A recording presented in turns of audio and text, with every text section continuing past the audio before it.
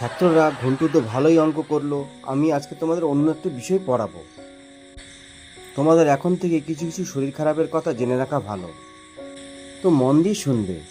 Pneumonia হয় ফুসফুসে, diphtheria হয় গলায়, ট্রাকোমা হয় চক্ষুতে, চক্ষু বা চোখে, একজিমা হয় চর্ম অর্থাৎ চামড়ায়, পায়রিয়া কোথায় বলো তো? দাঁত ও মাড়িতে, ছানি কোথায় পড়ে? চক্ষু বা চোখ, আর্থারাইটিস অস্থিসন্ধি মানে হাড়ের যে সন্ধি সেখানে, ডায়াবেটিস কোথায় হয়?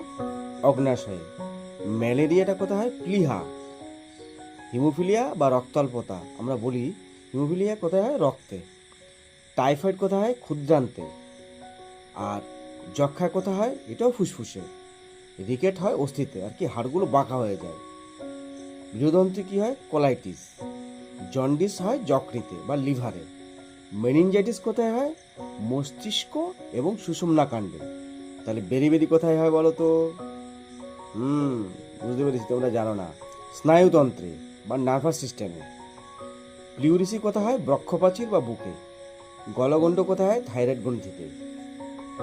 ও হ্যাঁ হ্যাঁ, আবার ওই বলছি, বর্ষার সময় কিন্তু ডেঙ্গু আর ম্যালেরিয়াটা খুব বেশি হয়। ডেঙ্গু হয় এডিস মশা থেকে, কলেরা হয় গৃহের মাছি থেকে, আর রিলেপসিং জ্বর হয় উকুন থেকে।